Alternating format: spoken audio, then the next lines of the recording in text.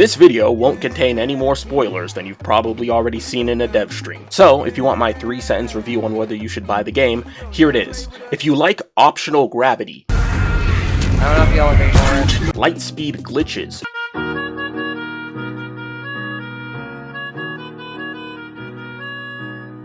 and playing Russian roulette with the integrity of your computer firmware, buy Subnautica 2 immediately. If not, put it in your wish list and wait a bit. It's not even half-baked yet, to be completely honest with you. And now, our feature presentation.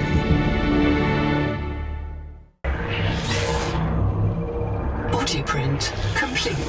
PDA implant reset to factory settings.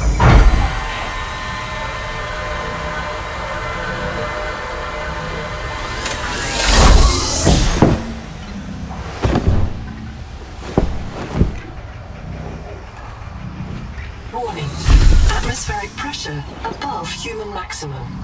Projected lifespan 13 minutes. Adaptation required.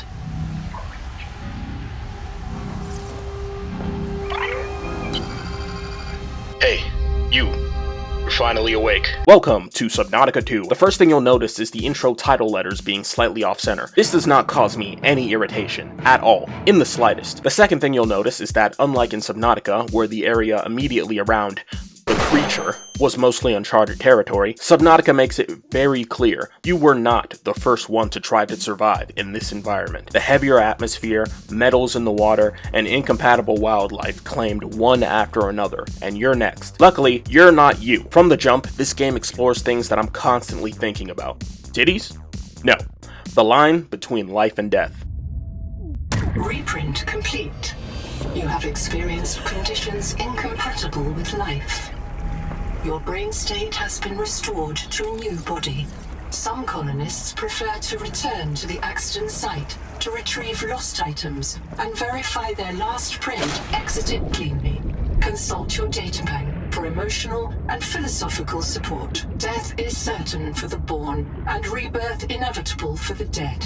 You should not, therefore, grieve the inevitable. Do not fear death, as your friends and creditors at Alterra have figured out how to harness the cycle of life and death and make it work for you. When you die, your genetic material will be used to reprint you and all of the memories you've gathered up until that point. Most of the time. Now you may have questions like, would dying a horrible death not be traumatizingly painful? The previous version of me still exists, but they're dead.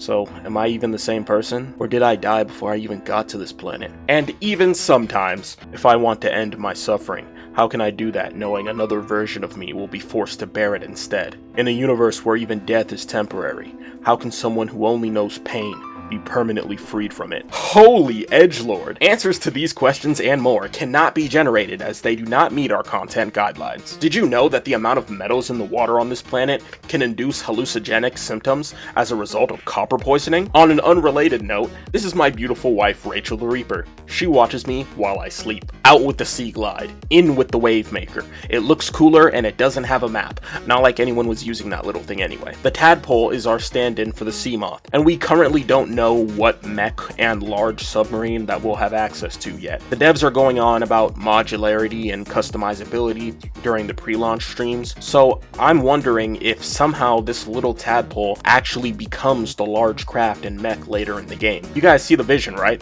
I'm not crazy. I like to call this game Bugnautica.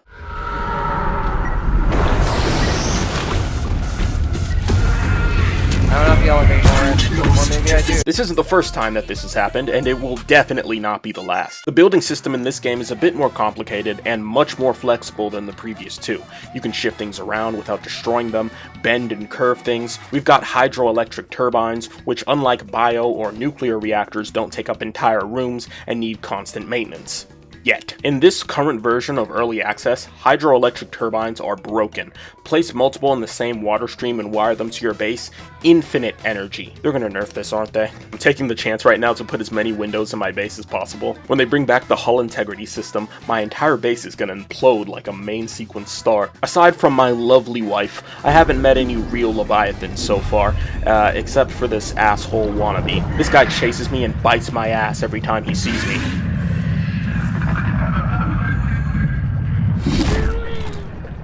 Wait till I get my hands on a fucking nuclear reactor, bro. You're gonna look like fucking Deadpool. I swear to God. Now, I know you're wondering, isn't Proteus a stand your ground planet? Why not shred this asshole like cheese? Unfortunately, I cannot, because the devs are stupid, dumb, idiot babies who don't like it when things go boom. UWE makes it very clear with game design choices that they don't want us killing wildlife. And I'm not gonna lie, these hippie-ass devs get on my nerves sometimes. When I want to eat fish, oh that's fine, but crafting a rudimentary gun to kill this asshole is against the rules. This is my own private domicile and I will not be harassed!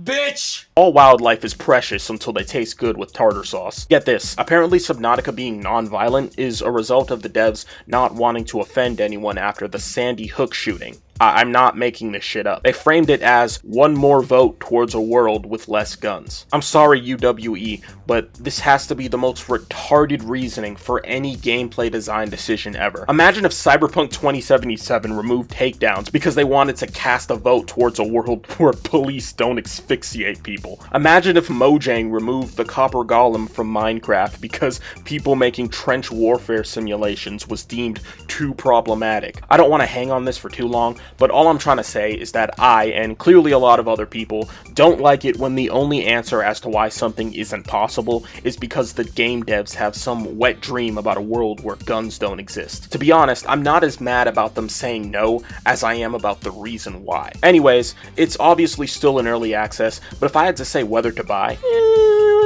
why not? It's only $30, $27 if you got the Founders Launch Bundle. If you're a really big fan of pissing and shitting yourself 100 meters below sea level, by all means, hop in. The water tastes like pennies, but it feels great. But if you're expecting a game that actually plays how it's worth, you probably shouldn't buy one that has an early access sticker on it. And in conclusion, you know you too much to handle. Fuck with your boy. Leave that line, nigga, at home you need to. Fuck with your boy.